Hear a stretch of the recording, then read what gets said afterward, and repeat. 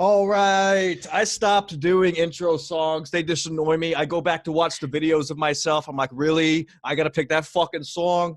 So, yeah, Ski Mask Collective, we're back. We just released a show Friday. We are here finally with the great Geno Bisconte joins the program. How you doing, man? I was just saying earlier to you, I feel terrible. I mean, and by that I mean I feel terrible that I'm doing so well, knockwood. Like every day we wake up and fucking everyone's dying, 0.04%, that lie. And oh my God, they're burning down every city. No, just 1% of fucking animals and assholes of Yeah. every fucking color. And I Right. think more, but dude, I went today and got the antibody test, so we're gonna gamble on my hot mic tomorrow night to see if I Nice. have those. I really hope I have those, but aside from that, everything's going really well, Yeah, knockwood. Having a lot of fun. it's weird. Every time it seems the news is melting down, I'm doing great. For a while there during the coronavirus, I was only working half days. I Yeah. had me a little side piece girlfriend, and Oh, it was just a blast. So we're starting this show. I can't complain. What do you want me to no. do? I Well, put, that's what they want. They want you to fucking complain. Opening my right. window. Sorry, buddy. They want everyone to fucking be a victim and be upset. And I'm sorry, there are problems going on. I get it. But the line I keep using when I'm having conversations with people, and I literally preface it like this. I don't say it because it'll be lost. But it's the line from the Shawshank Redemption when Dufresne looks at him and be like, how can you be so obtuse? How Yeah, can you not see what's going on? It's like, okay, well, it's right there in front of you. I mean, yeah, it's like the day after, like within days after Corona is proven, the CDC, I'm sorry if you're a Democrat, the no. CVS, Joe Biden, the CDC, like they admit it, they're like, yeah, the models were fucked up and it looks like only 0.04% of infected people are dying. That's And it. then fucking Biden's like, well, if he ain't voting for me, he ain't black. And then they start a race war. And I'm Right, right. sorry. And now there's not a damn thing to read about the virus. Not that it was much here anyway. Down here, we barely ever get riots, and it reached this place. So it was like, Yeah. wow, this one's a little bit more overboard than the last ones. I don't know if it's because everybody's been cooped up or they were just ready to set something off. Like, what can we do to really get this shit shut up about it? You know what I mean? Dude, and I'm hearing so many things. And the thing is, it's like, if you bring up anything that's of a conspiracy theory ilk, they just fucking go 110, 180 degrees, or they floor it to 110, and they're like, well, you probably think the earth is flat and Kennedy was assassinated. I'm like, I think the earth Yeah. is round. I don't know that the moon is a space station. You know I what? don't Let's care not talk about Kennedy. those. Yeah, Yeah, I don't give a but fuck. yeah, but I do think that it's obvious that now that fucking, now that no one's really worried about coronavirus, it's weird that if a week ago when this was going on and people were gathering like this and not protesting, they'd be screaming, oh my God, you're arrested for breaking social distancing. But now it's suddenly no one cares about social distancing because they're starting a race war. And it's almost like, well, this is even better. This is even Yeah. better than fucking controlling them with the fear of fucking, of a made up virus, not made up, but this is Right, even better because right. they're afraid of each other and the world's collapsing. And, It, and I'm not saying it's not going on, but I'm saying, like, how can you be so obtuse? The it's world is real good. bad. Yeah. And it's funny to the point that, all right, so everybody wants to get back out there. So it's all the people that lost their jobs or didn't have jobs in the first place out there rioting or looking for Yes. something to do. And us normal folk are just on our way to work, and we got to put up with the shit. Yeah, I mean, us normies, what are we yeah. doing? We're just, sitting back trying to release constant content, And YouTube content, as Mike Figs calls it. yeah, Mike Figs. I tried to have him call in a few weeks ago on the Barry Ribs episode to sing us a Oh, few songs. I have to be honest, and I can say this because I'm a huge fan of what you're doing, but I've yet to be able to sit. I've seen so many clips of your show, Right. but and I have the link and I've got it saved, and but I've yet to get around and sit and watch an entire episode. But from all I'm hearing, the buzz, you young man in that pink mask you're doing the Lord's work. You are We driving, are. I mean, driving people insane. yes, we're getting down to the bottom of the barrel of the business. It started with Misery Loves Company, and that's still the backbone of the show. Of course. We get down to the news. So we had Brian McCarthy on the show, and he had plenty of other platforms to go on and tell his part of the story on what happened with that show, and he chose mine. So I let him talk. That's Sure. all I did. I just let him talk and basically, just handed him the rope. Because Yeah. after that, the fans attacked. They're digging up info and things like that. It's fantastic. It's a lot of fun. I also saw you had Chad Zumbuck on for. Oh, a minute. I've had Chad on a few times. He came on with the Barry Ribs episode, and Mr. Zumbach and myself got a little angry at each other, and he was threatening to dox me on the show. So he threatened to give out my phone number. So I was like, "Hey, I'll give out yours," and then we kind of just settled it, and then. You had a spirited exchange of ideas. Is that what you had? And the fucked up part about it was, which I don't like to cut content anyway, but it was live. So it was my first live show ever. So I'm sitting there like, fuck, I got this small laptop. I got 2 windows open. I got chat rooms going on, and I got to respond and try to be funny.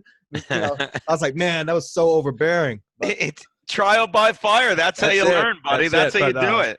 We had him back on last week for the I don't know, Dominic's 8-8 was on to read he sent us a full report detailing that Brian McCarthy did not write the Dos Equis ad. Known racist. So he did not.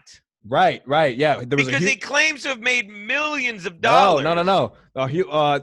Dominic 8-8 released this report, and me and Kevin, Chad Zumbach, and Dominic went over this thing in an episode.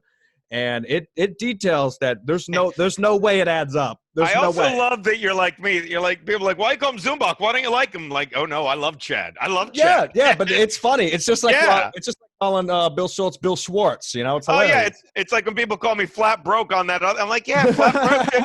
I don't know how I'm surviving, but yeah, I love that you keep calling him. I'm like, because I was about to say we did Zoombox podcast, me and Berg. Separately, but he meshed it together, and it was a lot of fucking fun, dude. He's a fun drinker. Yeah. So this is known racist Brian McCarthy. It turns out he has not written the Dos Equis ad, and so go back and listen to that previous episode. That's what that was all about. That's like the one I want to listen. Obviously, you want to listen to that. You want to listen to all your reps. Anything with fucking Kevin Brennan is fucking gold. I mean, obviously, have something good. Yeah, I don't have to tell you. You just said it's the impetus of this podcast, but he is so miserable, and I don't mean that like such a miserable prick. Although he's so happy being miserable that like I love the guy, but he's not happy unless he's complaining about something. He's the best. He's a runaway train. And I really do think once he gets able to get back in a studio and do a podcast from a studio, it's just going to be a hellfire because you could tell he has to hold back a little bit doing it at the house. Oh, yeah. You know, but when he gets in a studio, it's just going to unload. And, you know, I'm going to have shows for weeks. Yeah. Oh, well, that's the thing with Brian. Like when everyone's like thought I didn't like Kevin was yelling at me on that episode and I wasn't saying anything. And I'm like, I didn't need to say anything. Like to this day, I'll never forget, like, whenever – that was when he used to do the show Monday and Wednesdays. And whenever our fans would come out, I'm like – they're like, we're coming to see your show. I'm like, you got to come on a Monday or Wednesday so you can fucking hang out, have drinks with me, and go watch Kevin's show. So we were drinking it at Sullivan's. They're like, come on, come across the street. We're drunk. And fucking when Kevin's yelling at me, I'm not saying a word. And then when Brian starts yelling, I'm like, all right, I'm just going to let this asshole fucking – and I shouldn't even say I'm going to let this idiot make an asshole of himself. And to this day, I love fucking when he comes up on the show. I'm like, it's weird how I'm doing better than ever, and he fucking is an absolute lying nobody who melted down on himself. It's like it's amazing that I did fucking defend myself then. How it came back to haunt me. Sorry to talk over you, buddy. No, you're fine. I mean, that episode was so funny because he got angry, and there was no longer a point where you can be funny anymore. And that's what happened to him on Twitter. Yeah. He was having 99 tweets within a day responding to people. He came on my show, and the day later he had completely banished his Twitter account. Twitter account since 2009, banished after doing my podcast. What do you think about that, Geno?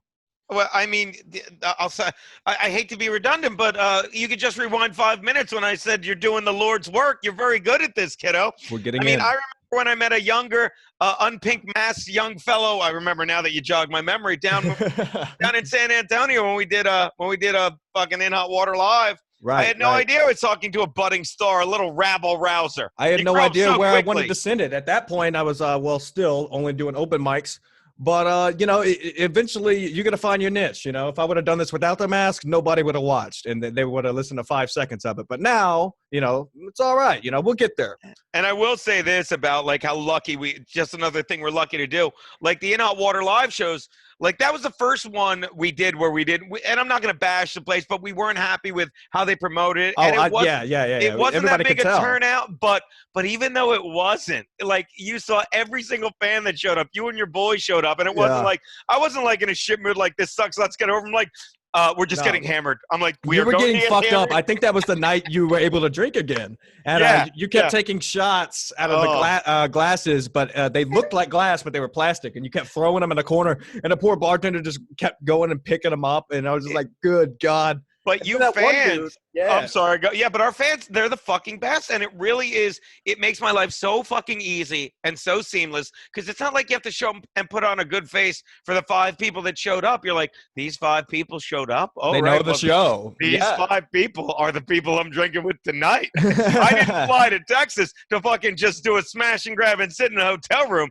I'm drinking with these 5 guys. Right. It was great. It was And great. it's got to make it better too when they know the show. They know the In Hot Water. They know the background about Compound and all that. Yeah. So it's like you're clicking with your group. It's not you're just showing up to and just because a comic's there.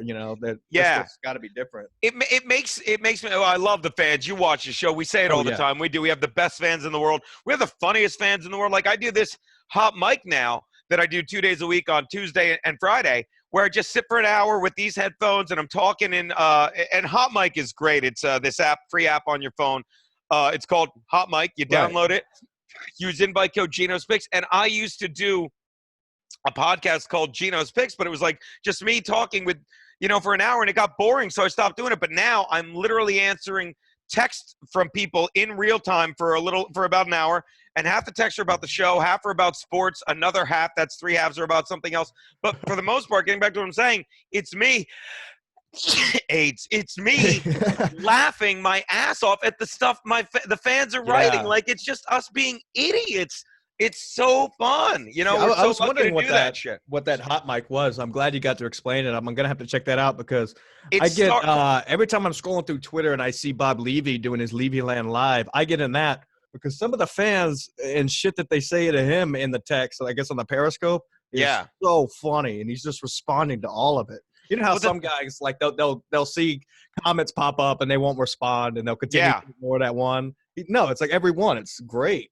Yeah, that's kind of what I'm doing because and I'm always behind on the comments because I'll see one about sports, I'll go off on that. I'll see one about Brian McCarthy or something about the show, I'll go off on that, and then I have to play catch up. But the great thing about the Hot Mic guys is what it was when it first started, it wasn't this, but it was Mystery Science Theater 3000 meets pro sports. So what it would be like would be me and you would be sitting on the couch, and you would take like if someone's like followed me on Hot Mic, they take the phone, sync it up to the football game, and then on the app, on this little screen that looks like YouTube Live, you're watching me and you talk like this. Yeah. But you're listening to the game. You mute your TV. It's synced up with my TV I'm watching. So you're listening to me and you call the game, and you're listening to the ambient sounds of the game on my TV in your ear, and it's so fucking brilliant. Yeah, and then when sports went away, they scrambled, and they're like, all right, well, you could broadcast these other games that they're showing that are old games. You could do podcasts, but they've been so good to the creators. They've been great. They're like, we want to keep this going because we were having so much fun before, COVID shut down the world. Yeah. Fun. Now, I mean, that's gonna make it a lot better whenever you're doing your picks, right? Yeah. It would, TV.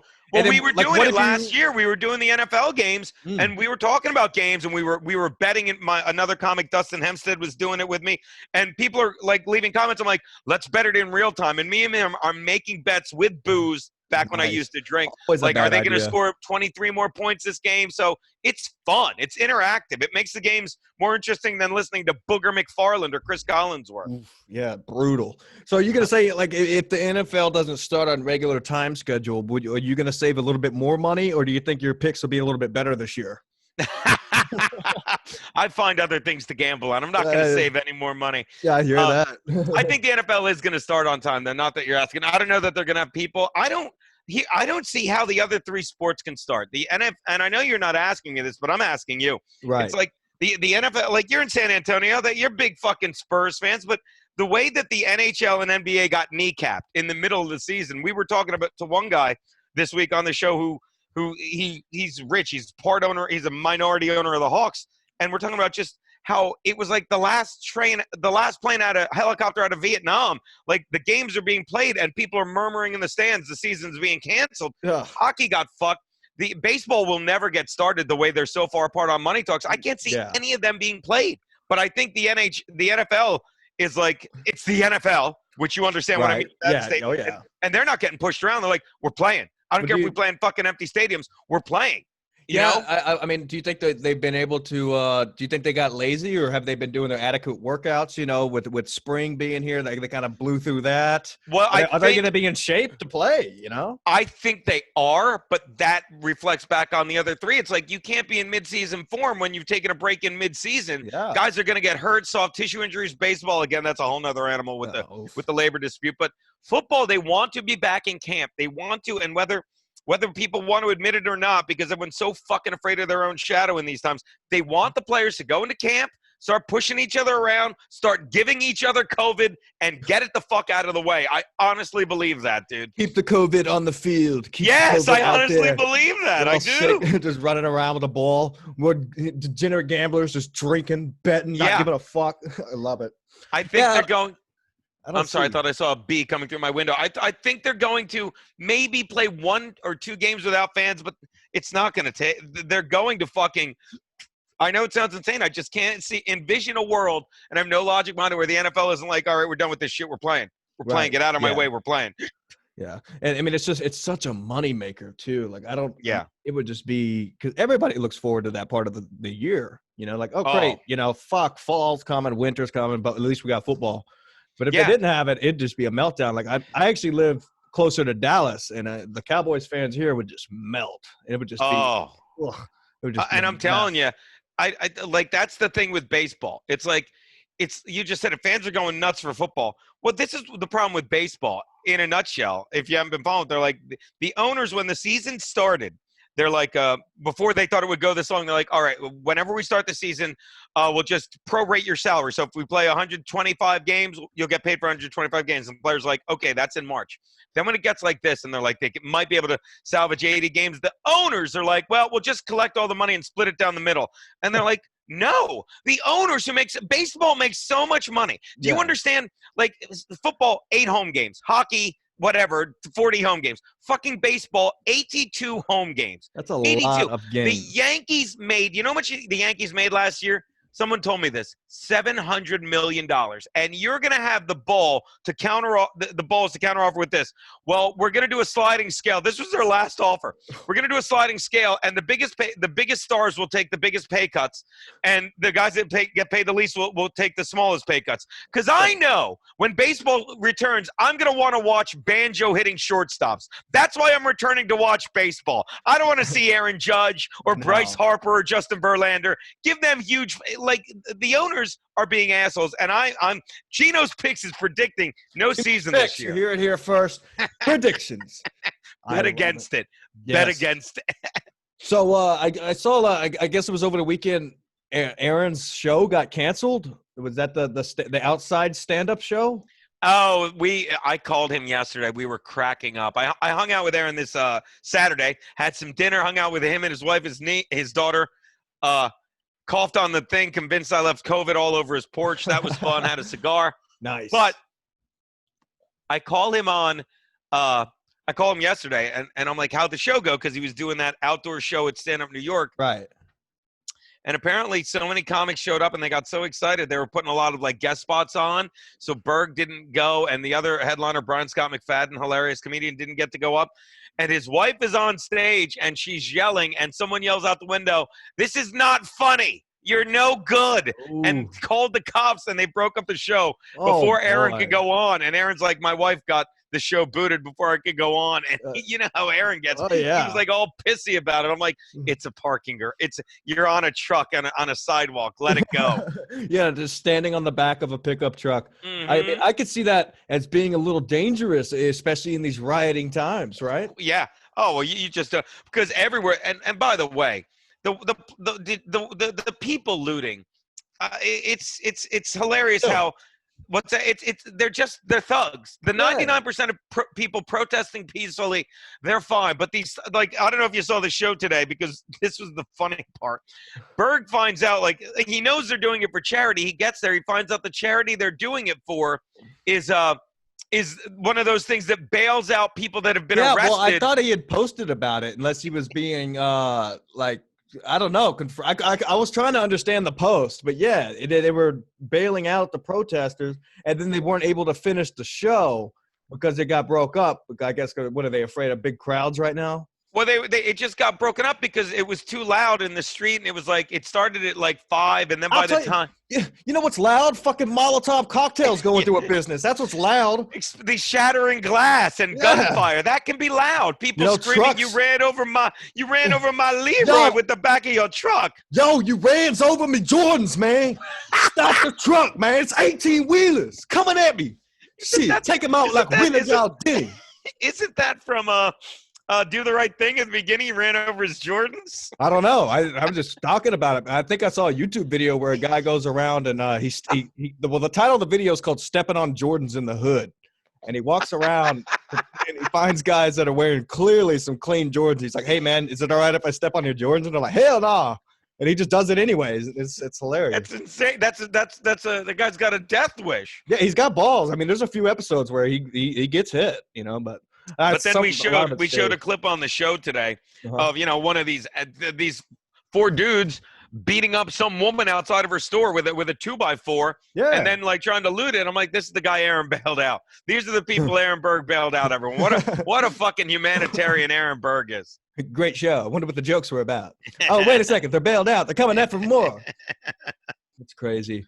Yeah, we have a plan. There's a planned protest downtown in my little city here, so I'm gonna go down there here in a little while with my ski mask, and I'm gonna dress up like a news reporter, and I printed out this press pass, and I'm gonna ask people if they like Dos Equis, and they're like, what? And then like, yeah, man, I like Dos Equis.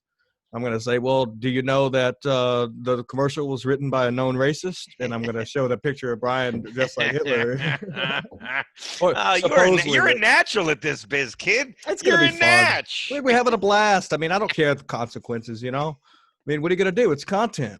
It's YouTube content, as Mikey Figs calls it. Yeah, there's also podcasts out there. If you're driving your truck through a crowd of people on I-35 and you want to listen to Ski Mask Collective, it's there on the Apple and Spotify. So. How many episodes are you up to now?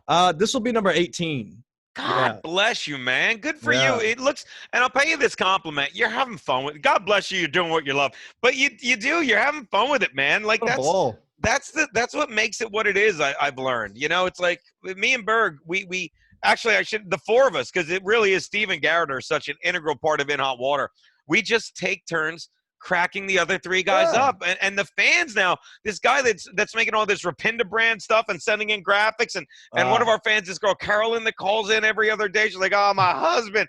And we just sit there laughing like idiots at 9 in the morning. I just wish I had somebody here because down here, nobody really keeps up with the podcast world. And if you do, I guess you don't really talk about it because you don't have a lot of comedy fans here. I guess what I'm trying to say. So right. I've had people like over to try to do the show with me. And they're like, I don't know what the fuck you're talking about. I don't care. I'm just like, you're boring. I guess I got to just ramble.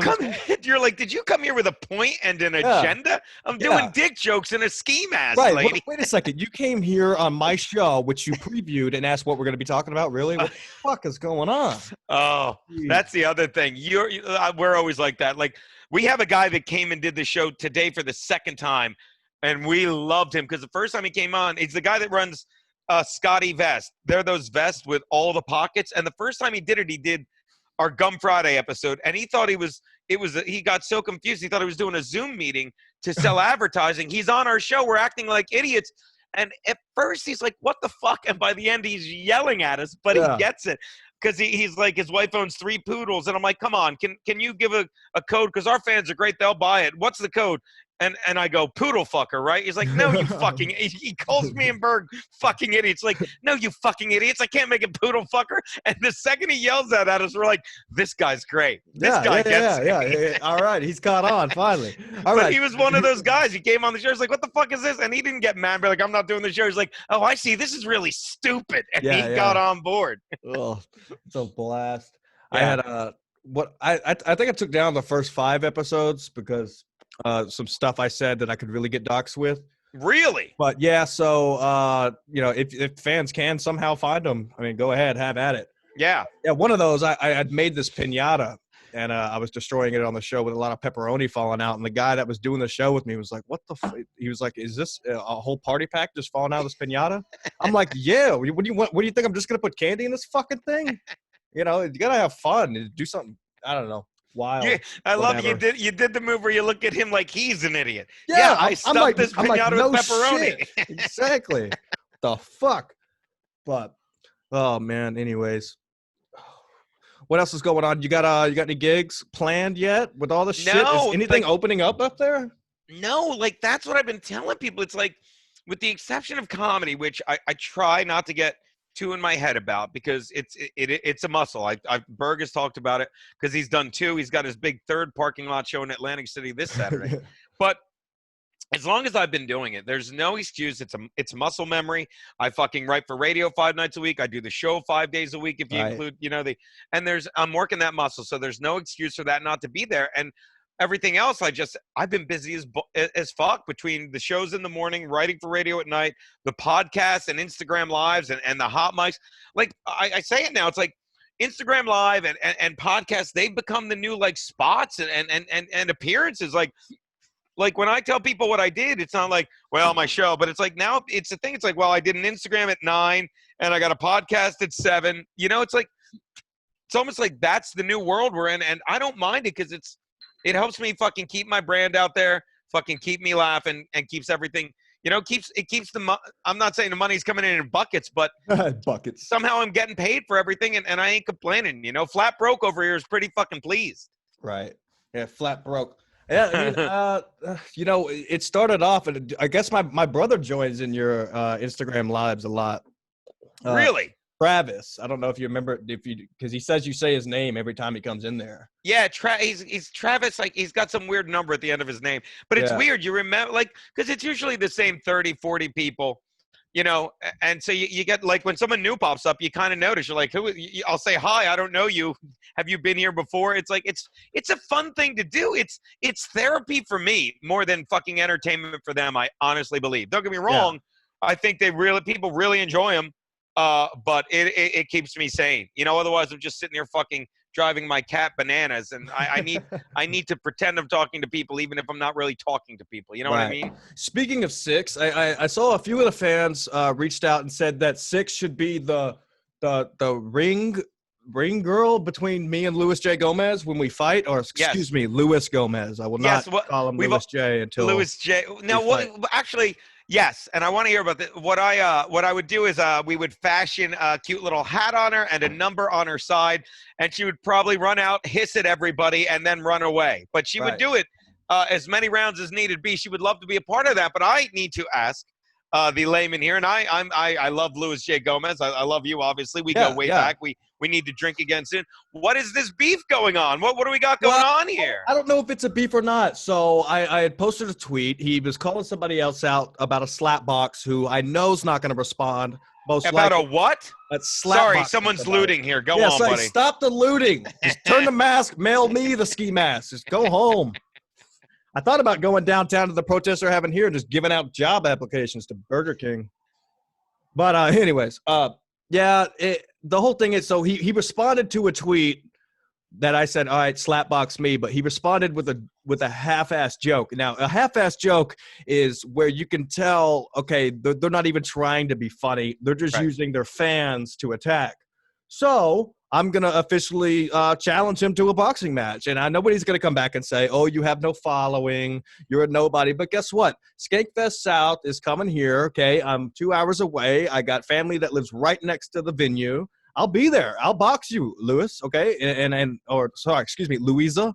But, you're talking smack. No, his name is Lewis. Did you say Louisa? I did say, Travis. But Louisa's a girl's name, dude. Right. I'm just trying to feed this. I know. I know the whole preface is, I'm going to just have to attack him. And yes, look, all right, what is he, Ellis Mania champion or whatever?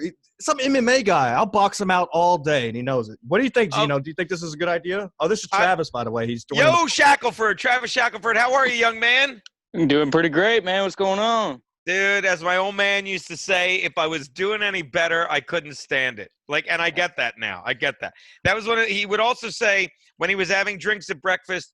And again, he would have a little Sambuca in his coffee, or he'd have a whiskey. And my mother would say, like, Ange, you got to stop drinking, Angelo. And my dad would say, you're right, Janie, I'm not going to drink anymore. And then he'd look at me and my brother and say, then I used to. Oh my God, that was gold. Boy. That was gangbuster comedy right there. But That now, was gold. if you heard that these days, you'd be like, woo, wow. Maybe relax on the punch. Yeah. Now, where are you, Travis? I'm in Houston. Ah, nice. The what are we talking about? The Astros fucking they're getting a buy on this. Fucking this was by the time the season starts. We were No just saying, one's gonna remember the sign stealing. no one's gonna care. I love it. That's my team. Go Astros. Okay, no one stole signs. Listen, just play ball better next time. You know, maybe you won't have to worry about sign stealing. That's a good joke I can use in my sheet tonight. There was looting in Houston, but they were only stealing signs. Do do do do do do do do. Hold on, I'm gonna laugh at my dumb joke. Da da da da da da. All right, I'm back. Hey, yeah. So what about that joke that you that you have? What is it? The LA Chargers are gonna have to get used to playing in front of nobody, but they were already doing that anyways now with the corona. But didn't a player come out and say that? Yeah, Melvin Gordon came out and said that, and I responded, hey, you know what's even funnier than that? Getting offered $10 million a season last year to play for the Chargers, holding out so you could sign for $8 million a season with the Denver shit fucking Broncos this year. Ha! Fucking Trash. douche. Sorry, did they keep Eckler? That's my guy in fantasy. Yeah, they did. Yeah. And by the way, I'll be serious and angry, Geno, at the same time explaining the Chargers, like, because I used to, like, people always said to me, I've been a Charger fan since I was a kid, and they're like, are you upset that they moved? And I said, well, it's easy for me not to be upset because, one, I'm a Chargers fan, not a San Diego fan. I grew up outside of Philly, and I love the team. I could see if you're born and raised in San Diego and they leave you, but I also can't see how a grown man would sit there and say, well, you know, all the players got together in the locker room and said, hey, we should play in L.A. next year. You know, it's just dumb. Right. But when I went to a couple games in L.A., and whenever people are like, and trust me, you'll remember this, whenever people sit there and say, because I went to a game, one with Eagles fans, and they're like, you should be embarrassed. There's more Eagles fans here than Chargers fans. And let me explain something that even the dumbest person, even Brian McCarthy would understand this, that there should always be more opposing fans at that stadium because let me explain something. You would leave the cold of Philadelphia to move to Los Angeles. You would leave the heat of San Antonio or Dallas to move to Los Angeles. You'd leave the wind of Chicago, the cold of Seattle, the barren winters of KC, move to Los Angeles, and you would remain a fan of the Eagles, the Houston, the Texans, the Cowboys, the Bears, the Seahawks. Team. Yeah, but can you name the one city in America you would never leave to move to Los Angeles?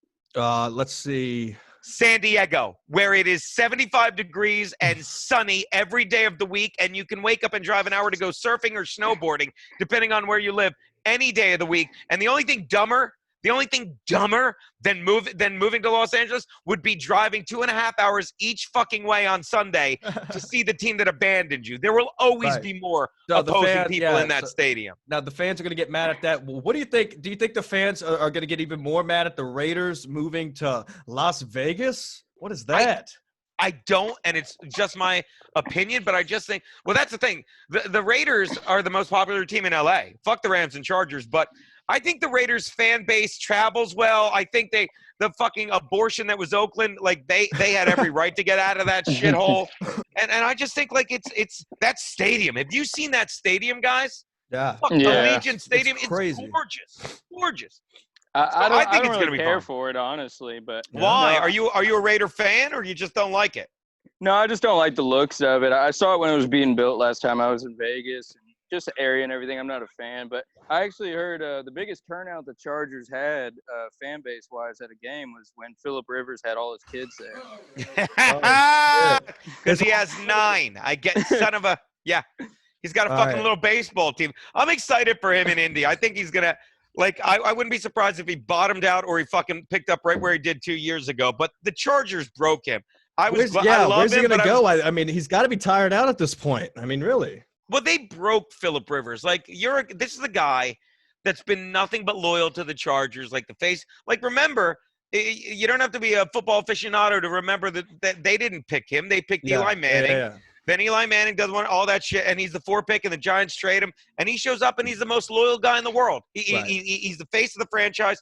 And how do they thank him? By asking him to move his then 7 children, now he has 9, to fucking Los Angeles, which he finally does. And fucking railroad spike. I love it. And how does he get thanked? He gets thanked by finishing his career in a fucking stadium, a soccer stadium in LA, in front of a crowd filled with Raider fans. I mean, at that point, he's like, he had to be happy to leave. Exactly. I mean, I don't even understand how you're going to get out there. So, hey, Geno, I guess moving on from sports.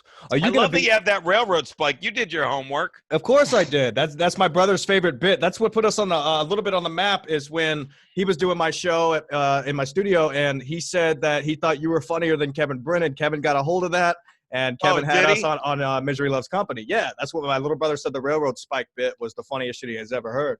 Yeah, railroad spike in the keister. Yeah, and it wasn't even a bit. It was, to this day, it was me defending. Like, Joanne Nosachinsky is so, like, I stand by the programming on that network, especially now that we've been able to shoestring and hold it together with this thing. Like, it's us, it's me and Aaron, and the show now goes to like 10:30. Then Bill and Joanne is fucking funny. And Joanne is funny, yeah. She is. One minute she can be a school marm and the hot chick. The next she could be funny and one of the guys. But when fucking that Kate Willett was on, and it's what we talked about earlier, dude. It's know what you're getting into. And she's on the show, and she's getting pissy. And it's one thing for her to be a cunt, but before the show, I'm sitting there in the green room with her, and I wasn't even supposed to be on. Bill didn't show up, and Joanne Nosachinsky and Karen Margolis are hosting, and I'm sitting there saying, how great are these girls? Bill? I'm sitting there saying to fucking a woman I don't know in Kate Willett, I'm not saying women aren't funny, these girls are cunts. I'm like, how great are these chicks? I'm saying that to her. And then she has the balls to say, I don't really like this. I'm getting up and leaving. And I thought that was such an insult. It was so Joanne funny. And Karen in that order. Dude, such a good thing. All right. Geno, are you doing Skankfest South by chance? Yes, that's the whole reason I'm not drinking. If you follow the show, it's like Berg's like, you got to take a break from drinking. And this was in early March. I'm like, all right, I won't drink. I'm not going to drink till Skankfest, which was the end of March. Right. And the day after I said that, they canceled it. And he said it's going to be in September. And I said, all right, I won't drink till September. And I actually haven't so far. I like it. So are you in full support of me fighting Luis J. Gomez in a boxing? I mean, sorry, excuse me, Luis Gomez in a fight. I am indeed. All right, let's get this going. I am going to do the official call out now. Ooh. Luis J. Gomez. Now, wait, is this a clip? Do I need to just be like I am now, or should I act like, oh my God, I can't? Are we wrestling it up? Do you need me to do anything? You can, because I am going to cut it and put it on Twitter, tag him in it, and that way it can gain traction and for him to respond appropriately for the boxing match. So, understood. I'll just wing it then. You know me and my natural improv talent.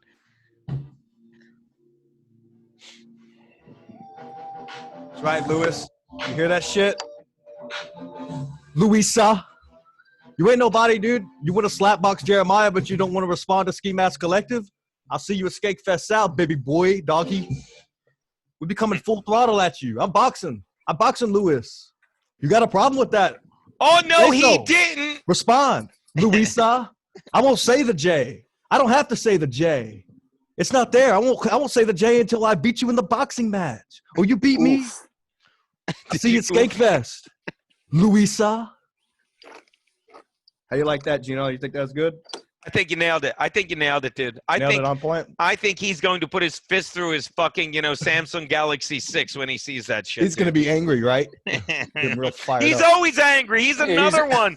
I did his. He's always mad. It's great. But he's another guy that needs to be mad. He does. Like, I did his podcast. It's actually a clip on Twitter where he was sitting there saying, nah, I'm not that bad. And we were all telling stories and not like laughing, lovingly saying, no, here's my story of when you lost your mind. And I said, and then another time I'm like, Louis, Nate Bargatze has a bit in his first special where he says, my friend Louis lost his mind at a McDonald's. That's you. It's a bit. And he's just laughing. He's like, I get a little angry.